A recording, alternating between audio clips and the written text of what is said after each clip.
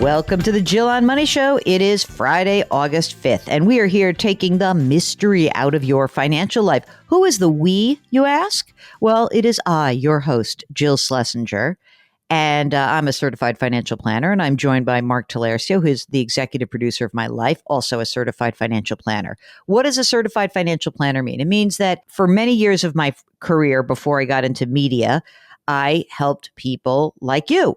I would give financial advice. I would charge money to do that and manage money for a living. So that was what my previous life was all about.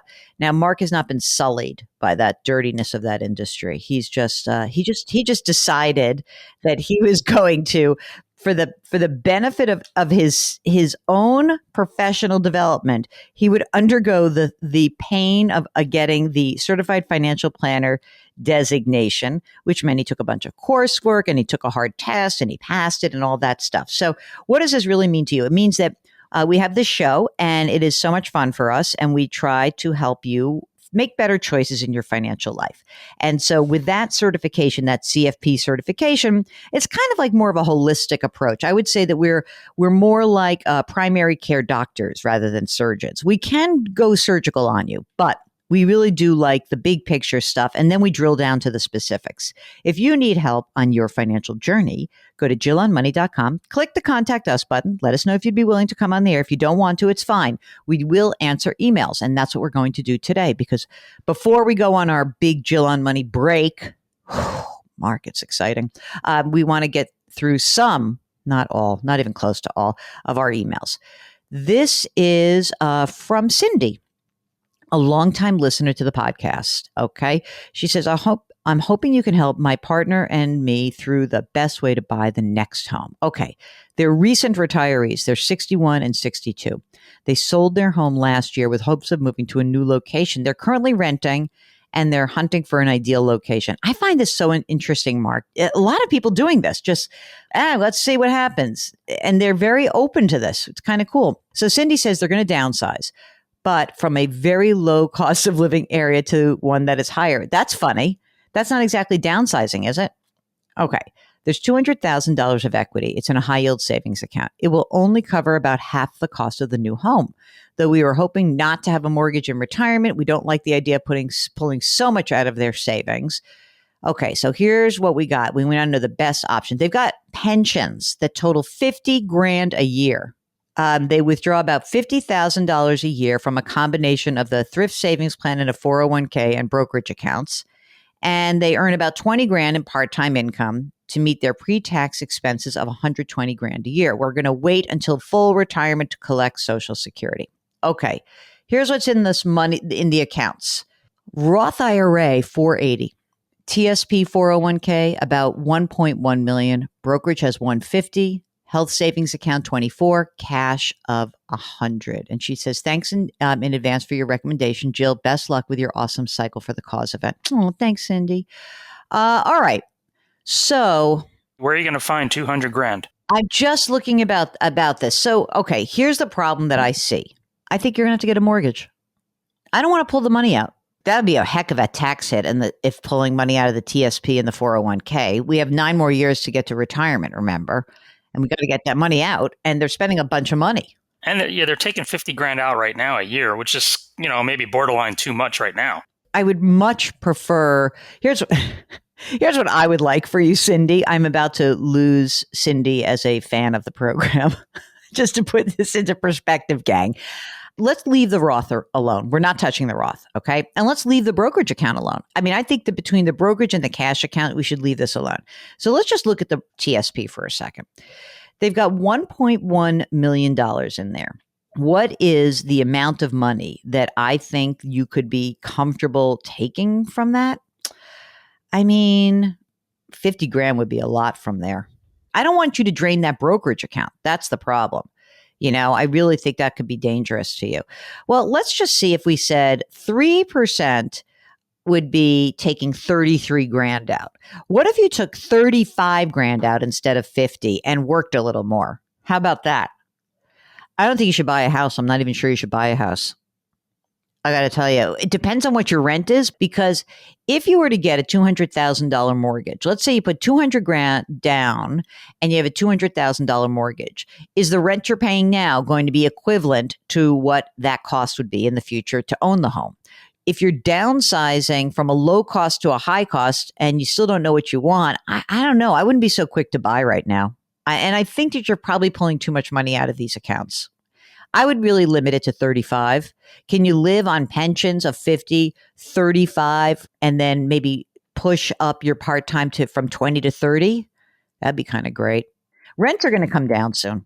This is not the end of rents. It's not like you're going to have rents going up forever. It's like things are slowing down. I already read an article this morning about rent price increases are starting to slow down. I mean, presumably if you can live on your Social Security, here's a question. When you retire at when you claim Social Security benefits, could you live on Social Security plus pensions? I bet not. That's the issue. If you could, then we'd be more inclined to let you pull more money out now. But we really need to know the comparable cost of owning versus renting. Okay. Deborah is writing in about 529 plans. Son is starting college this fall. We applied all of his 529 to the tuition bill. The plan gave us the option of closing the account or continuing to set aside money. For now, we opted to go ahead and set some more money aside. Is it the smartest thing to do, especially given the current economy? Should we apply that money to the 529 accounts for our other two younger kids or to our own retirement accounts? Oh, boy. Are you not maxing your retirement accounts? If not, then I would do that. If you are maxing your retirement accounts, it sounds like you still have some room. I would rather have a little bit more money going into your own retirement. You didn't give us all of your information, but I do tend to err on the side of retirement. Kathleen says, I'd like to know what's the best thing to do with my 403B account now that I'm retired. I would like to roll it over to another company that has lower fees. Is it possible? Oh, yes, it is. When you retire, if you've got a 403B, you can roll it into what's called an IRA rollover account. And you can do that anywhere. So that means that if you're holding a 403B, maybe it's with an old, like a big insurance company, right? And there's big fees in it and you want better choices, you can go to any of the low cost options out there. So what would that include? So when you hear me say that, gang, what I'm talking about is the companies that have the big menus of basically zero cost index funds. So what are those companies? Fidelity, Schwab, Vanguard, TD Ameritrade, T. Rowe Price. Those are like the big five. I don't think I've missed any. Did I, Mark? I think that's it.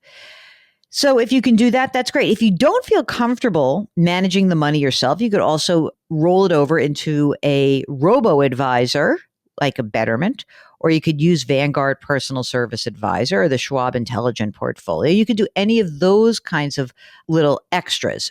Go roll over and reduce fees. Every time you guys reduce fees, you know what happens? Guess what? That money goes right to your bottom line. Stefan writes, howdy, Jill. I like howdy. This is the first year that I've started distributions for my IRA and 401k. Because I retired early at age 60, I've limited withdrawals to 3.6% a year. Figure saw on a table somewhere instead of the old 4% rule.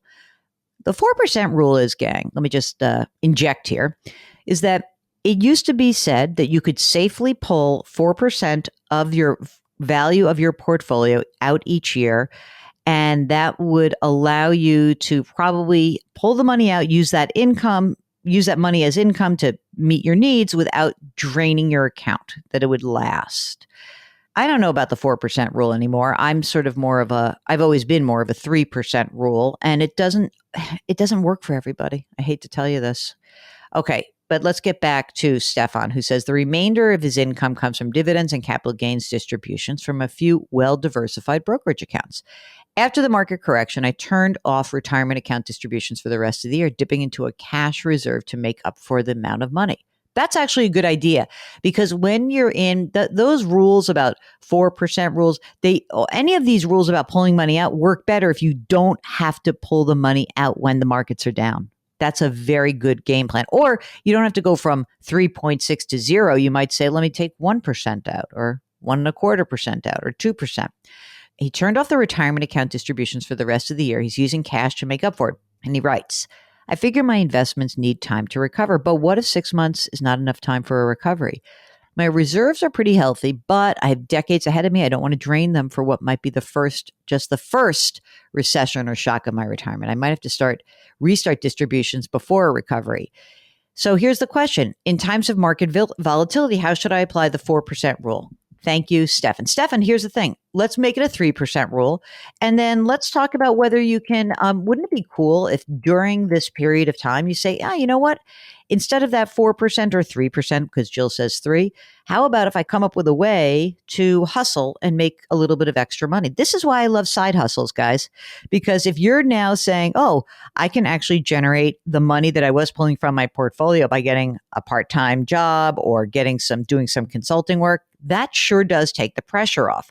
If you can't do that, if that's something that is not available to you, then you're going to have to make different decisions. And I'd have to know a lot more about your financial life. I agree. I do not like the idea of you draining cash. But if you can pull the cash down and still have a year of savings in there of your expenses, I might feel better. So I need a few more details on that.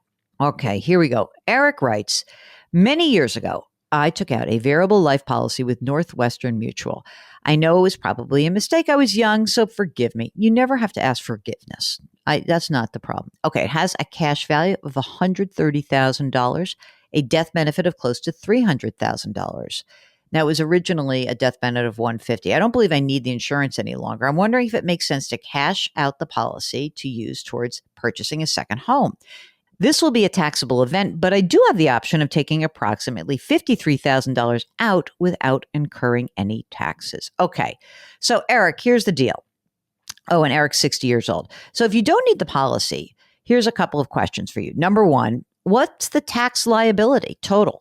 That's number one. Number two, how much money could you borrow out of the policy, which might allow you to pull more money out without any taxes? But really, if you pulled the money out slowly but surely, and the 50 is like, if you use the 50 that you need to buy a second home, do you need the whole amount? Because maybe you should just take the whole amount out anyway. Depends what your tax bracket is. So if you're 60 and you plan on working till your full retirement age, maybe this is something to think about. Maybe you borrow the money out now. Maybe you wait until your income dips before you cash out everything else. More details. It is Friday, so I'm going to give you a little bit of the benefit of the doubt because we got a nice weekend ahead. Big weekend here in our household. We've got big celebrations coming up. We have a lot of family birthdays who are Leos, Mark. Lots. Yeah, you're part of that, okay? And so if you have a financial question, if you have any sort of misgivings about something going on in your life, don't hesitate to give us a holler. You can just go to jillonmoney.com, click the Contact Us button. Let us know if you would be willing to come on the air. Mark does everything else. Don't forget to subscribe to our free weekly newsletter and our other shows. Everything's on the website, so that's good. Our music is composed by Joel Goodman. Mark Talercio is our executive producer, and we are distributed by Cadence 13. Do something nice for someone else today. Grit, growth, grace. Thank you for listening. We'll talk to you tomorrow.